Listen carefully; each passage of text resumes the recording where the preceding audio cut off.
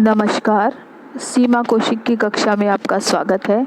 आज की हिंदी कक्षा में हम पढ़ेंगे कक्षा 9वीं की हिंदी की पाठ्य पुस्तक क्षितिज भाग 1 के पद्य खंड से कविता बच्चे काम पर जा रहे हैं, जिसके कवि है श्री राजेश जोशी जी। श्री राजेश जोशी जी हैं। उनका जन्म सन 1946 में मध्य प्रदेश के नरसिंहगढ़ जिले में हुआ था।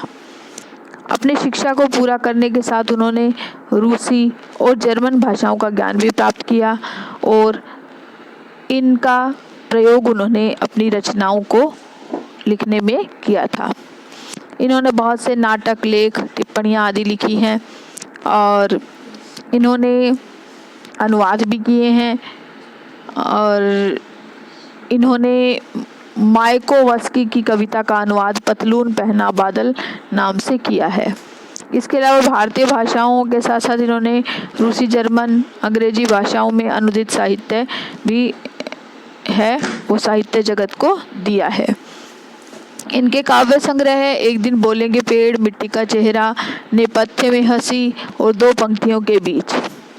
इन्हें साहित्य अकादमी द्वारा सम्मानित भी किया गया है और इनकी कविताओं में, इनकी रचनाओं में मानव के प्रति गहरी निष्ठा का भाव, जीवन के प्रति आस्था का स्वर दिखाई देता है और निरंतर संघर्ष दिखाई देता है। इनकी कविताओं के अंदर कवि को इस संसार के खत्म होने का खतरा जितना अधिक प्रतीत होता है, वे जीवन में संभावनाओं की खोज के लिए भी बेचैन दिखाई देते हैं।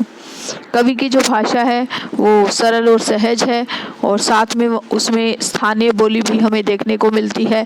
सीधे साधे शब्दों के द्वारा वो बहुत गहरे भाव, हमारे लिए जो गहरे भाव हैं उनको वहन करने की क्षमता उनके अंदर विद्यमान है। बच्चे काम पर जा रहे हैं, जैसा कि नाम से ही पता चल रहा है कि छोटे छोटे बच्चे हैं, वो कैसे काम करते हैं उसी के बारे में इस कविता में बताया गया है। और प्रस्तुत कविता है वो उसके माध्यम से कवि राजेश जोशी जी के द्वारा बच्चों के बचपन छीन लिए जाने की जो आंतरिक पीड़ा है उसे व्यक्त किया गया है। कवि ने समाज की उस अन्यायपूर्ण व्यवस्था की ओर संकेत किया है जिसमें कुछ बच्चे खेल, शिक्षा और जीवन के आनंदित उमंगों से वंचित रह जाते हैं। कवि बच्चों को काम पर जाते देखकर दुख से भर जाता है और अफसोस जताते हुए कहता है कि बच्चे खेलने, कूदने और पढ़ने लिखने के दिन में काम करने को विवश हैं। अतः कवि अपने इस कविता के माध्यम से समाज में जागरूकता लाकर बच्चों के मासूम बचपन को सुरक्षा प्रदान करना चाहता है, ताकि बच्चे अपने नैसर्गिक स्वभाव का आनंद ले पाए। यानी कि नैसर्गिक जो स्वाभाविक जो होता है उनका नेचुरल, जिसको हम बोलते हैं, बच्चे यानी बच्चों जैसे काम करते हुए अच्छे लगते हैं। वो इतनी छोटी उम्र में वो काम करते हुए बाहर जाकर मजदूरी करना या कहीं काम करना, इस तरह के काम करते हुए अच्छे नहीं लगते। तो साथ के साथ जो पोएम पढ़ाऊंगी उसमें शब्दार्थ भी बताती जाऊंगी, शिव सौंदर्य भी, और बहुत आसान कविता है। तो देखिए, कोहरे से ढकी सड़क पर बच्चे काम पर जा रहे हैं, सुबह सुबह बच्चे काम पर जा रहे हैं। हमारे समय की सबसे भयानक पंक्ति है यह, भयानक है इसे विवरण की तरह लिखा जाना चाहिए इसे सवाल की तरह, काम पर क्यों जा रहे हैं बच्चे। विवरण यानी कि विस्तार के साथ, वर्णन के साथ, सवाल यानी कि प्रश्न। कोहरे से ढकी, जैसे सर्दी की का जो मौसम होता है उसमें सड़कें हैं, सुबह सुबह कोहरे से ढक जाती है, उसी का वर्णन कर रहा है कवि। धुंध हो जाती है तो कवि कहता है, इसमें आप प्रसंग तो लिख ही लेंगे कि प्रस्तुत पंक्तियाँ कवि राजेश जोशी जी के द्वारा रचित कविता बच्चे काम पर जा रहे से ली गई है और इन पंक्तियों के माध्यम से कवि जोशी जी ने बाल श्रम के ज्वलंत मुद्दे पर बल देने का प्रयास किया है। यानी कि जो बाल श्रम है, बाल मजदूरी करवाई जाती है, वो हमारे देश में एक बहुत ज्वलंत मुद्दा है। उसी पर बल देने का प्रयास किया गया है कवि के द्वारा।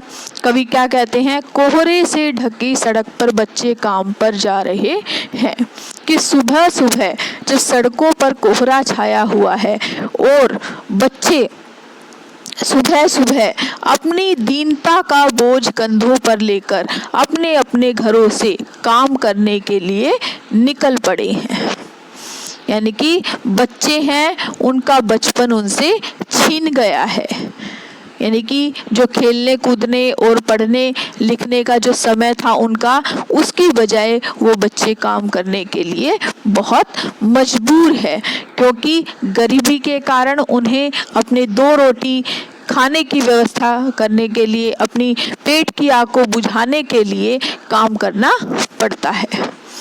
यानी कि उनसे सब कुछ छूट गया है, खेलना कूदना पढ़ना लिखना सब उन्होंने छोड़ दिया है और वे काम पर जा रहे हैं। हमारे समय की सबसे भयानक पंक्ति है यह, और कवि कहते हैं ये हमारे लिए बहुत ही शर्म की बात है और बहुत भयानक बात है कि बच्चों को काम पर जाना पड़ रहा है। परंतु इसे विवरण की तरह लिखा जाना भयानक है, इसे विवरण की तरह लिखा जाना, लेकिन बच्चे काम पर जा रहे हैं इसे विवरण की तरह लिखना काफ़ी नहीं है। यानी कि एक तरह से वर्णन कर दिया कि बच्चे काम पर जा रहे हैं, बहुत दुख की बात है, इस तरह से वर्णन कर दिया, बस हमारा काम खत्म हो गया। कवि कहना चाह रहे हैं कि बच्चे काम पर जा रहे हैं विवरण की तरह लिखना ही काफ़ी नहीं है, बल्कि लिखा जाना चाहिए इसे सवाल की तरह, काम पर क्यों जा रहे हैं बच्चे। बल्कि जो समाज की ऐसी व्यवस्था है उसमें ये एक प्रश्न की तरह पूछा जाना चाहिए कि आखिर बच्चे काम पर क्यों जा रहे हैं।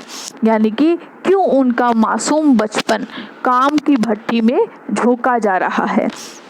तो कवि इसमें यही बताने की कोशिश कर रहे हैं कि इस प्रश्न का उत्तर ढूंढा जाए कि क्या कारण है कि बच्चे काम पर जा रहे हैं।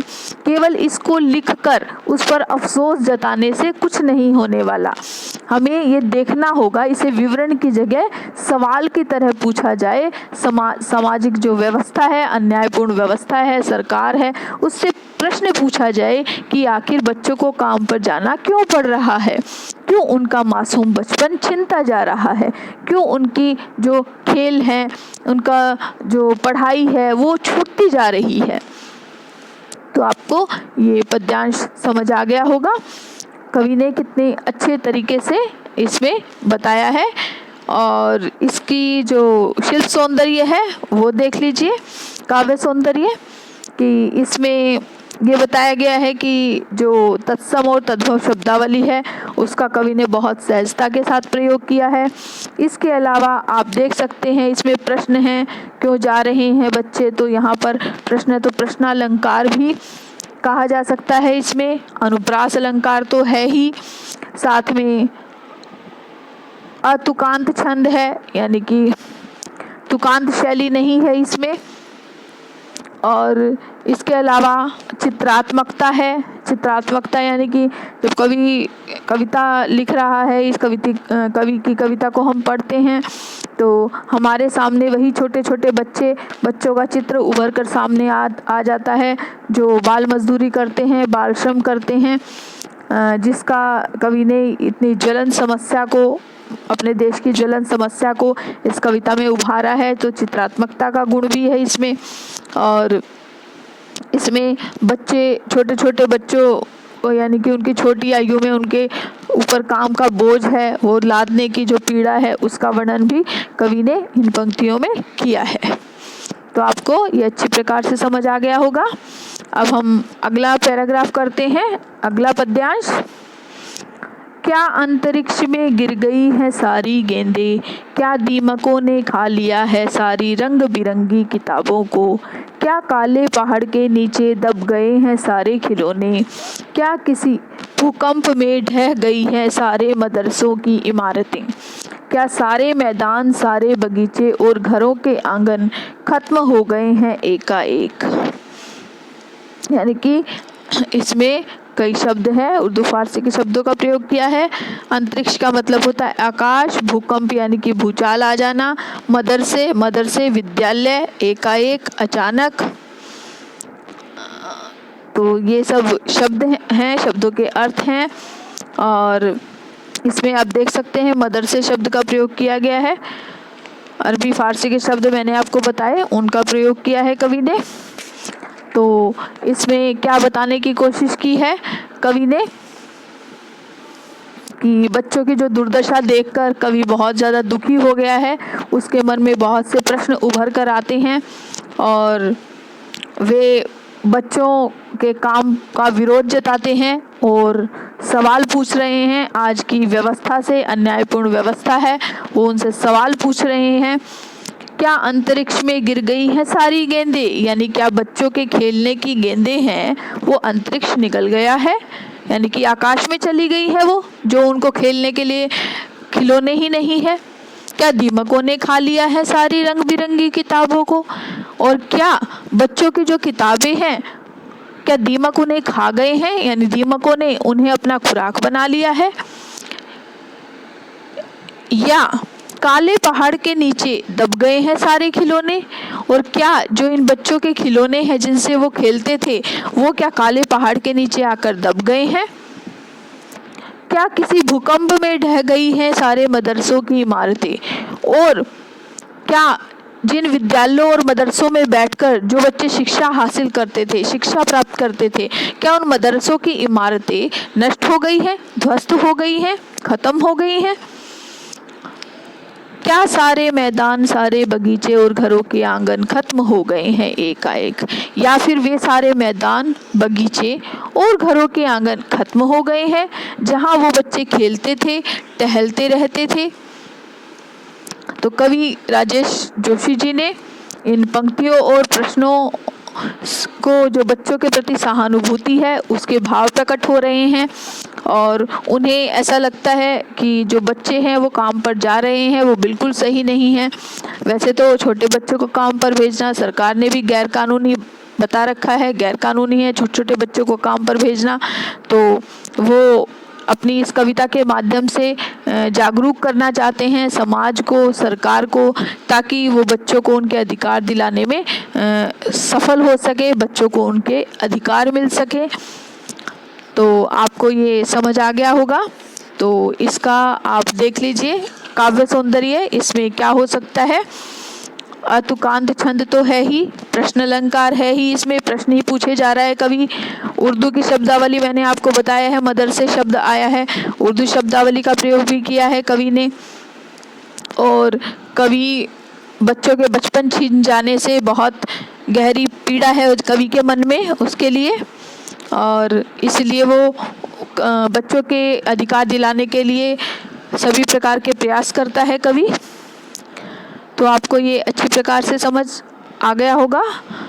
आगे देखिए, तो फिर बचा ही क्या है इस दुनिया में, कितना भयानक होता अगर ऐसा होता। तो फिर बचा ही क्या है इस दुनिया में, कितना भयानक होता अगर ऐसा होता। भयानक है लेकिन इससे भी ज़्यादा यह है कि है सारी चीज़ें हस्ब मामूल। हस्ब मामूल का मतलब होता है ज्यों की त्यों, वैसी की वैसी, यथावत। पर दुनिया की हजारों सड़कों से गुजरते हुए बच्चे, बहुत छोटे छोटे बच्चे काम पर जा रहे हैं।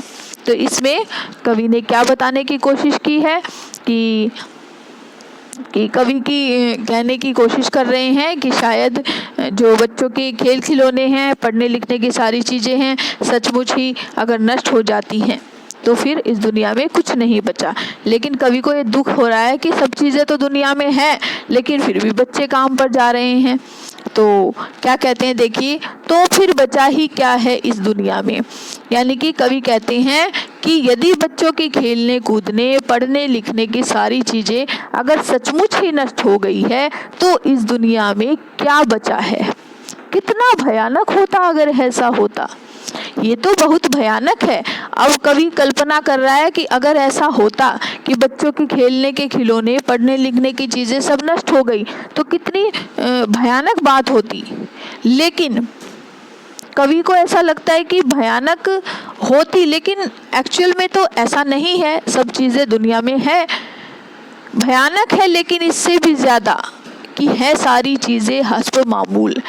कवि कहते हैं इससे भी ज़्यादा भयानक तो तब होता है कि जब बच्चों की खेलने कूदने और पढ़ने लिखने की जो चीज़ें हैं वो वैसी की वैसी रहती है, यथावत है, यानी सब चीज़ें इस दुनिया में मौजूद है, लेकिन फिर भी बच्चे इन चीज़ों से दूर हैं, यानी कि बच्चों तक ये चीज़ें पहुंच नहीं पा रही।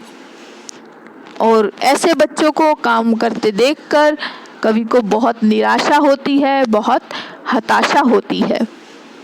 पर दुनिया की हजारों सड़कों से गुजरते बच्चे, बहुत छोटे छोटे बच्चे काम पर जा रहे हैं। यानी कि कवि सोच रहे हैं कि जो बच्चों की मनोरंजन की जो चीज़ें, खिलौने हैं, पढ़ाई की सारी सामग्री है, वो इस दुनिया में मौजूद है, इस दुनिया में वैसी की वैसी है, लेकिन फिर भी उन्हें दुनिया की हजारों सड़कों पर गुजरते हुए अपना अपना काम करने के लिए जाना पड़ रहा है।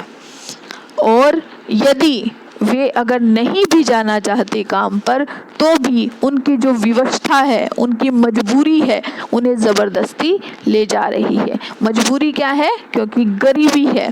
उनको पहले पढ़ाई से पहले, खेल से पहले उनको अपना पेट भरना है, इसलिए विवश भी हैं जाने के लिए वो।